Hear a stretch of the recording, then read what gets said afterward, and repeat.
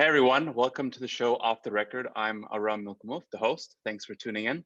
On the show, I'm interviewing well-known CEOs and VCs about how to spend the money you raise effectively and what mistakes to avoid. The guests that I'm going to have on the show have been in the trenches and have lots of practical advice to share, company stories, failures, and successes. So I'm really keen to get some of that insight from all of our guests. As a founder, you'll hear what you can do better when raising money and after you have raised the money, all in a 30-minute tight conversation. And if you happen to be a VC, you're also in the right spot, as you'll learn from some of your peers who are going to be on the show as well. So this is episode number 3, and I'm here with Mark Morissette. Quick bio on Mark. Mark is the CEO and founder of Foxquilt, an insurance technology company based in Canada.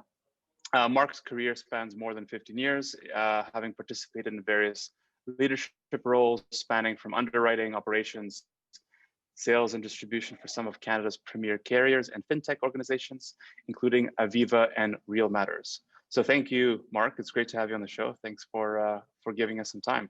Yeah, thanks so much for having me. I'm looking forward to sharing more with your audience and giving lots of insights and tidbits to raising, but more importantly, deploying capital, how best to utilize it. Awesome. So let's kind of jump into it. So Mark, when we had a chance to chat before, you were telling me about how in your prior experience in the different companies you worked at, you went through the process of an IPO and like you learned about how that's like and what it looks like for you as a founder in those cases. And then now you're a founder of a new tech startup in Canada, working on a really cool product that is quite disruptive in the insurance tech space. First question I have for you is, over this last 15 years, you've been speaking to a lot of founders and other tech CEOs throughout your journey. What do you wish that they asked you that they never do? With all that knowledge that you have, it could be business, it could be personal, but I'm just really curious to know, what are some of those questions that you wish people would have asked you, all this time? I've been blessed to work with so many great, intelligent people over the course of the last 2 decades. And primarily my career has been comprised of building product and distribution strategy, and then nurturing, that strategy with a culture and acquiring talent to execute against it. So a lot of times when I meet with new founders, young founders, even VCs, they jump right into their passion project and right into the technology and the product and the build and the market appreciation for that vision. And often I have to stop them and basically just, I'm an extrovert. So around that kind of personality wheel, I really need 10 minutes just to get to know people, share a little story about, or a little joke or story about what happened on the weekend, just who I am. So I would really appreciate if more people just got to get to know the intangibles of the person they're speaking to. So their background, where they grew up, what really drives their passion. Why the hell do they want to be an entrepreneur? Like what intangibles do they have to meet those sharp corners in the road? And because the cliches are true. The early stages and the early journey can be tumultuous, and you've got to be surround yourself with all of the prudent planning to afford to diversify and formally kind of be structured around those early days. And so I think it's important that they stop and think about, okay, we're 2 people large, and we have this really amazing idea, and we think that we have pretty differentiated technology or software, but how the hell am I going to acquire the first 10 people that are going to make it come to life? That's really difficult, right? So, and it's easy to throw bodies anywhere, but it's how do you acquire top talent? So people. And being an entrepreneur is,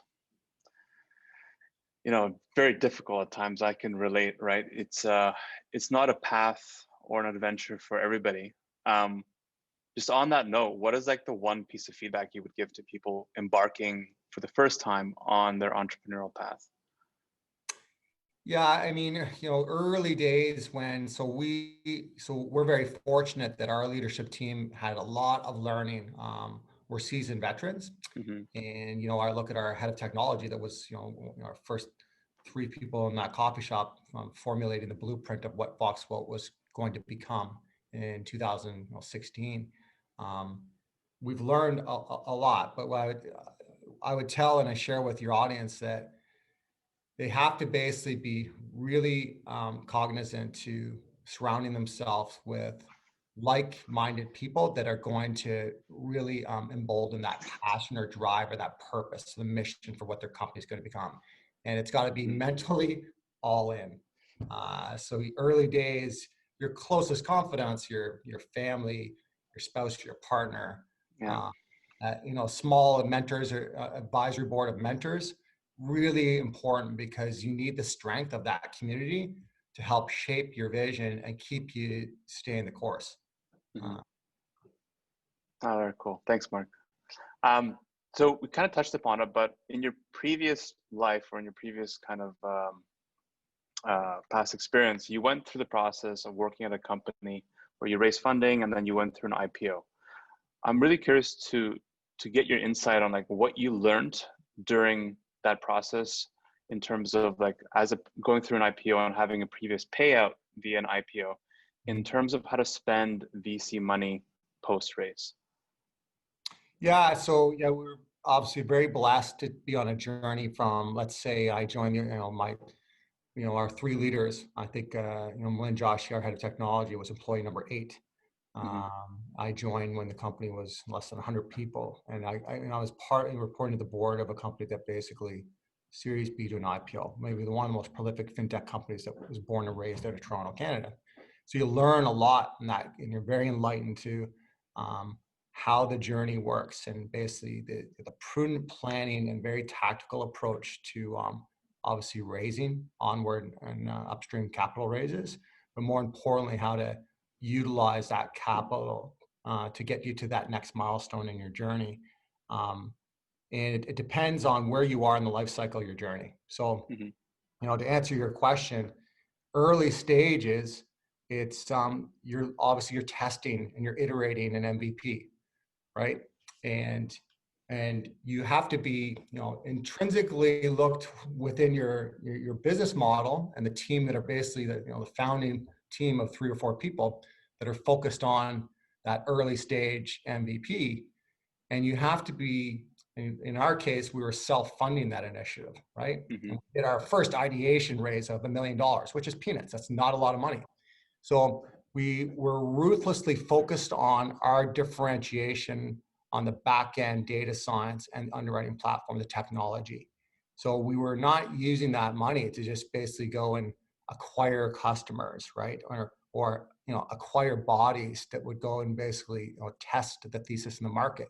It's really, really important that you're setting yourself up for success for where you want to get to, where you want to become.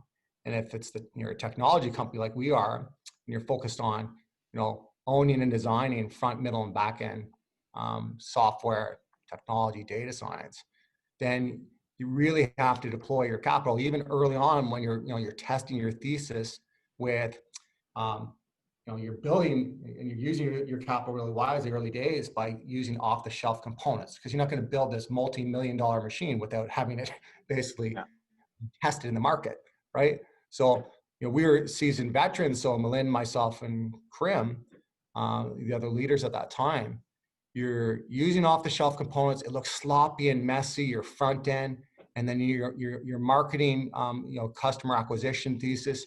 You're experimenting and playing around with it, but you're focused on what you believe instinctively, intuitively is the right thing to do to test your thesis within your local marketplace. And we used Ontario. It's a great market as a petri dish to learn and experiment.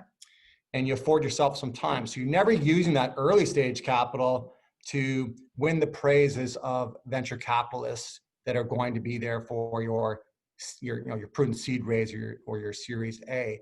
If you're blindsided towards that, then the underlying project and the work at hand will not be achieved. At that same token, there's a fine balance, because you do have to bring them along the journey and at least transparently create milestones so they can see that, we are growing and we're reducing our CAC or whatever milestones they're looking for over time. And that, the capital that's being deployed is being done at a very prudent cash management burn level. And you have to really show transparently that those metrics and those financials whilst you're acquiring talent. Mm-hmm. And from your prior experience before Foxquilt to now, what is like the main thing that you learned and that you applied in terms of your relationships with those investors, getting, you know, that first round or that follow-up round with Foxquilt and your new venture? Well, so we learned, so we don't wait for anything at Foxquilt. We have a very, everything we do has a very prudent, formal structure and plan. Even when we were 3 people large, now we're 30. And so when you're 3 people, 5 people, 10 people large, it still has to follow the same formal structure and planning, prudent plan. And that goes with raising capital too. And creating all these different, building that infrastructure and the other capabilities to make your vision come to life. We left our borders very early, at a very young age, because we needed to diversify our interests, who were going to be the change agents and champions to align to our vision and our purpose. So our largest 2 relationships, ironically, are internationals out of London, England, and Munich, Germany. And they've given us all the different underwriting and data and actuarial capabilities to transcend into essentially a modern carrier. Well, the same goes with venture capital. So early days, there's this misconception that companies need to go out and basically, showcase to 100 different venture capital firms, right? And in Canada, it's a very intelligent, small community and fraternity of venture capital community, and then great people, and a lot of wisdom, and they're there, and they've helped grow our economy, and they will continue to do that. But it's small, so they're inundated with thousands of companies in their pipeline, right? And they're across different realms and industries, and so they can, a lot of the time, they only have time to learn basically at the surface level, and only your underlying niche better than anybody. So early days, it doesn't have to be championed by venture capitalists. You have to diversify lots of different interests inside our border, and that could be very prolific angels, can be from small family private equity firms. It can be from other founders that had strong exits. So lots of other technology founders. We have a very rich ecosystem of people that can sponsor that early fundraising activity. But then you have to look outside our borders and make your world a lot smaller. So early days, my job was not focused around raising seed capital. If I can't get $1 million or $3 million behind this team and the platform that we're building and some of the small successes, B2C and B2B in our market, if I can't do that, then I'm failing. My vision is further ahead. So when I'm raising my seed round, I'm actually raising my series A and B. And the legwork that's done over the last 12 months is actually closing a quick series A round in 60 days. That's where, and that's where we learned at the last, building our last growth proposition towards an IPO, is that you're always, when you're raising series A, that work's already been done. But it's the communication, the dialogue, and the relationships during that basically roadshow that you're forging for Series B, Series C. So the courtship always starts 24 months in advance, and it never stops. So it's very much like a long-term relationship in terms of communication, in planning, funding requests, right? That you have with some of your investors that you want to work with. What is like one great tactic that you've used? You're to pause you there for a second. The word plan continues in everything that we do. Right. So even raising capital is no different than your sales plan, your technology plan, your ops plan, and you have to use formal software to basically program manage it, right? So it's like, we look at everything as managed in Scrum environment, and you're using all those different, communication tools to basically coordinate it, whether it's Asana or Slack or Jira or whatever it is. Same goes with venture capital. So venture capital is not just something on a napkin where you basically have this kind of sales plan on a piece of paper and you're meeting with like 30 or 50 different groups. It's an actual real pipeline and tactical calendarized management with follow-ups that are basically that you're using other tools and software to help you navigate that plan. So you're executing a plan. Mm-hmm. And then you're nurturing those relationships over time, so that when you're, when your team and you're basically say, okay, the infrastructure is in place, we're growing leaps and bounds, we can really inject capital and fuel to grow and scale the offering, acquire new customers, enter new markets, innovate new product or design in our back end. When that decision's made, the work's already been done. All right. Okay. Also, I wanted to surface something which I thought was interesting when we had a chance to speak last time was, you mentioned before that, the first money that you get, or like in your case, I think with Foxquilt, you guys raised 1 million initially. It has to be used very, very wisely, very strategically. And like with some of the investors that you get that money with, I mean, or, going to market, you can fool the market through some traction, through some metrics to demonstrate success. But you said that that's not the right way to do it. And so I want to just learn more in terms of what should CEOs not spend their money doing on a post raise if they want to become like a successful company. Yeah, so I mean, our original mission, we were very interested in scaling and growing the company, being a Canadian, raising and founding a company here in Toronto, Canada, but we're very interested in becoming a global leader in our own domain. We want to be a billion-dollar insurance technology company with a very dynamic first ever back-end underwriting platform that's ingesting data and allowing affording for it to feed lots of different algorithms across the different pipes to service our customer journey, actuarial science, product, all that stuff that are going to empower small businesses. So we have big mission even from day one. But when you're raising $1 million, you can't just basically put it all into the back end platform. That wouldn't go very far. So you got to be really smart about what you're trying to achieve. And so Melinda, our head of technology, and my other co-founder, the actuary, Aram, they're meticulously designing and engineering the architecture and the blueprint and designing basically those proprietary insurance products that we're going to make come to life. And we're building that Tesla for the insurance industry that we know that we're bringing to life over the next 3 years, right? The first $1 million, we have to be really frugal and prudent about first iteration. We're using it to basically build, buy off-the-shelf components so that we can test our MVP in a local market.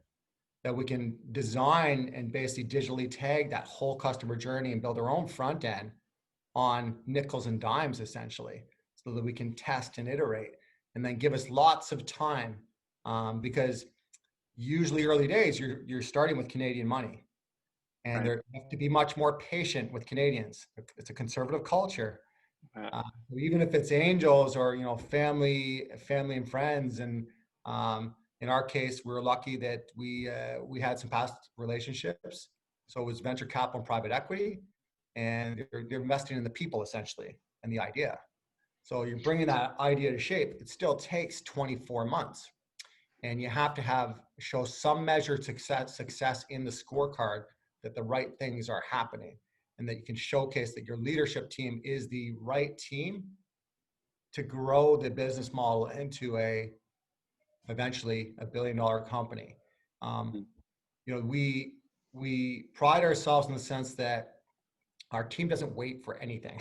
So as much as you got to be patient for other Canadians to basically galvanize their interest towards the team and the business model, we're not here to be consultants and enlighten the venture capital community to what's going on in the insurance value chain.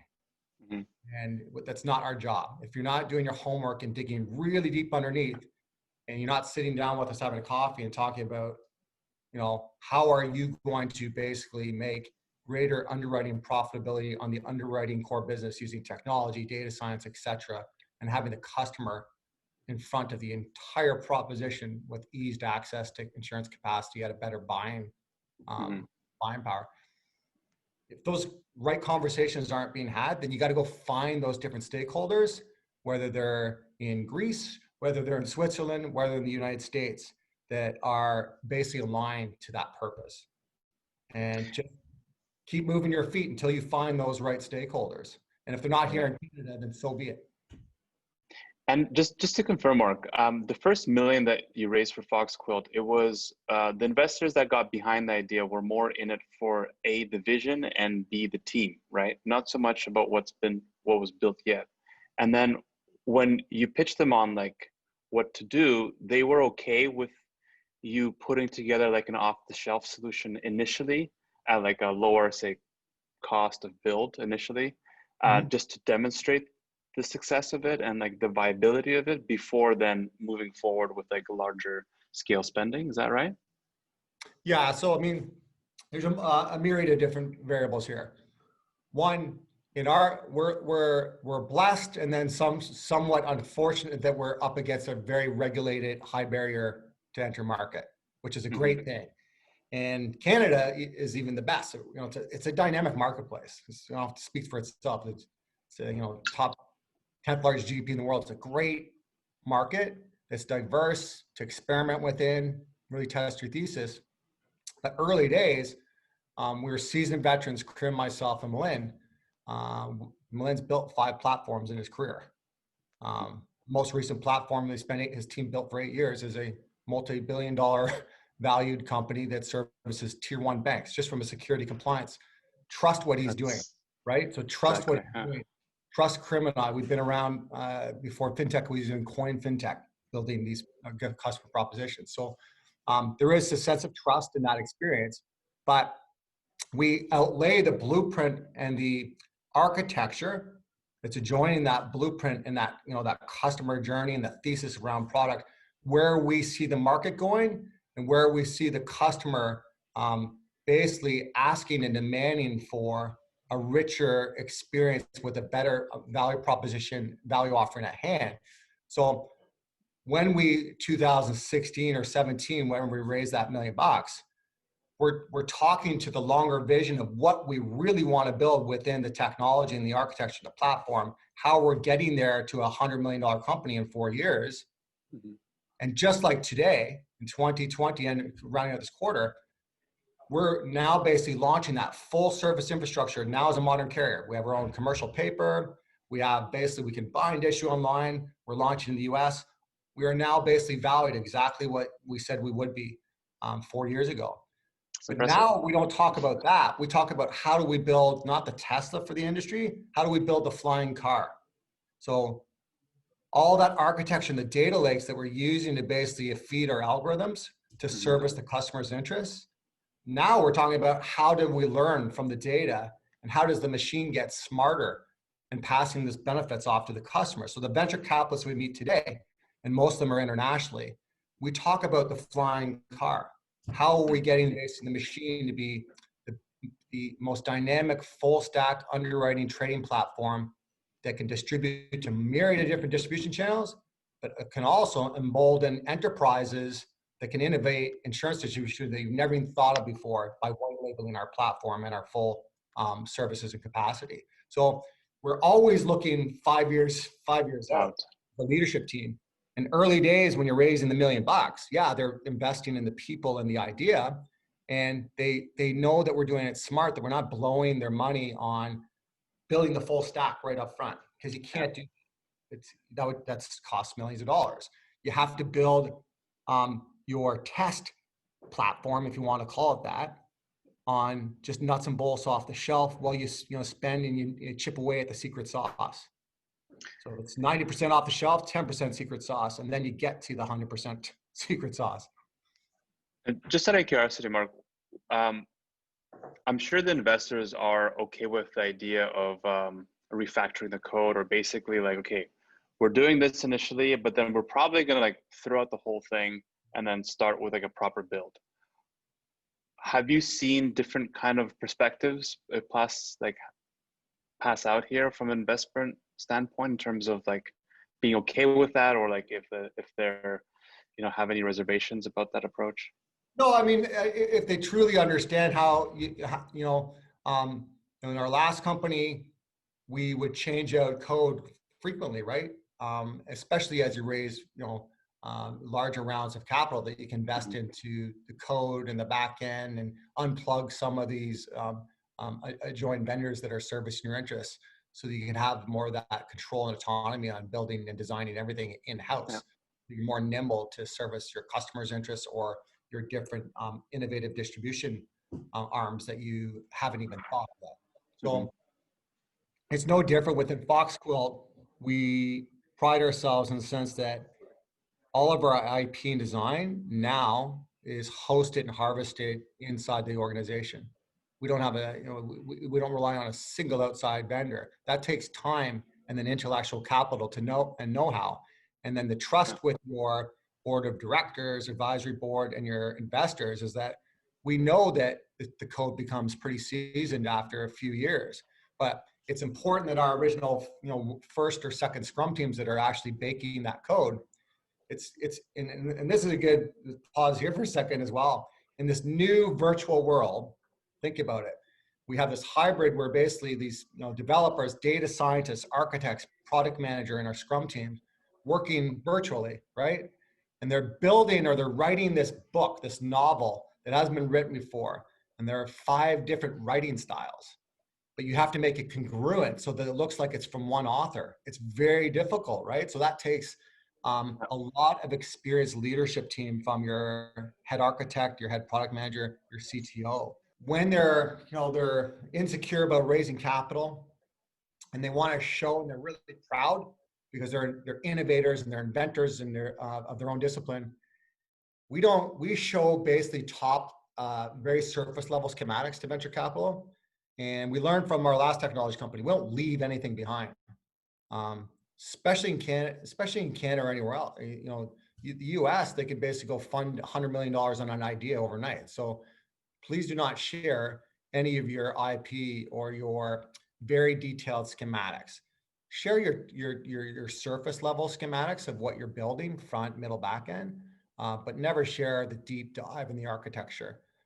That's your baby. Don't share it with anybody. And we haven't. Surprise IP. Even through our first couple rounds here in Canada, those raises were done very quickly. Over the course of really, the last one was done in 30 days. So that's quick. Yeah, but again, it's back to the 12 months of relationships. People think you're going on a formal roadshow, but it's not a lot of money. It's $3 million behind a pretty experienced team that know their own jurisdiction better than anybody else. So you can't wait, right? So No, I totally understand. Just one or two more questions for you, Mark.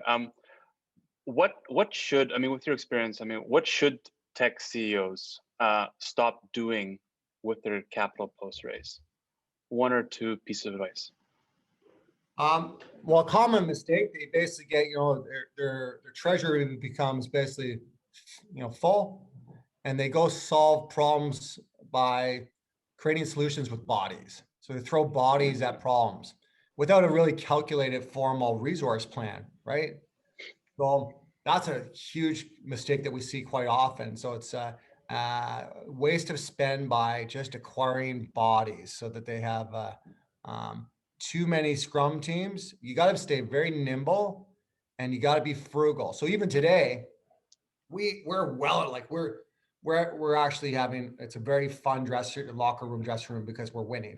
So, we're acquiring market share and we're growing and at less marketing expenditure than the year prior. So all of things are going in the right direction for us. And we could be spending lots more to basically acquire customers and acquire more bodies, but we stay the course with very calculated precision on the talent that we're acquiring.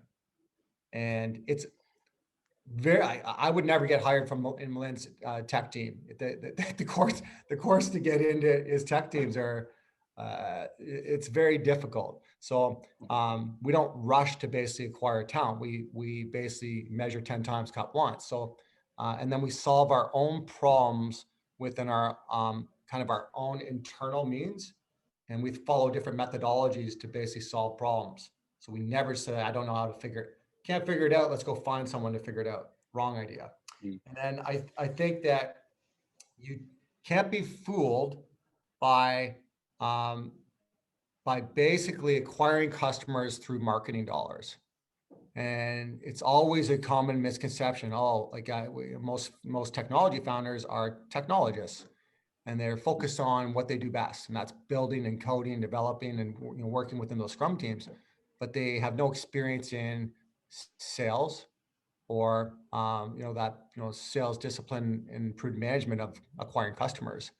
So they go purchase those capabilities, or they go throw marketing dollars into the air to see if they basically come back and into fruition. But that doesn't showcase anything, because it's more important to build the that model airplane right here in the GTA and figure out, test, learn, and iterate. When the machine is basically, that model airplane is resonating in that local marketplace, and you see it working on a smaller scale at less money, it's all at scale. It doesn't matter if we're talking about, it's just numbers. $10 doesn't have to be high numbers, right? So it's 100 customers, 500.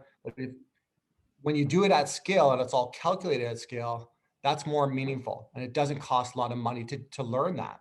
And as soon as you afford yourself some time, 12 months, 18 months, you should be able to figure it out on scale to showcase those metrics to a venture capitalist that is, or like I said, doesn't have to be venture capital. It can be basically anyone that's has enough ingenuity to figure out, unlock what you've discovered, and to believe in it and have enough confidence to invest their money in your mission. Awesome, Mark. So much great insight. I really appreciate it. Yeah, we're at time now, Mark. So thank you so much. We're really excited to share this with the rest of the audience, and thank you to everybody who's going to be listening to this. So this was another episode of Off the Record. It's, as I mentioned before, it's a new series, a podcast with the goal to build a community of founders and VCs around it so that they can make their businesses better. So thanks again. I'll see you next time at the next episode. Thanks so much.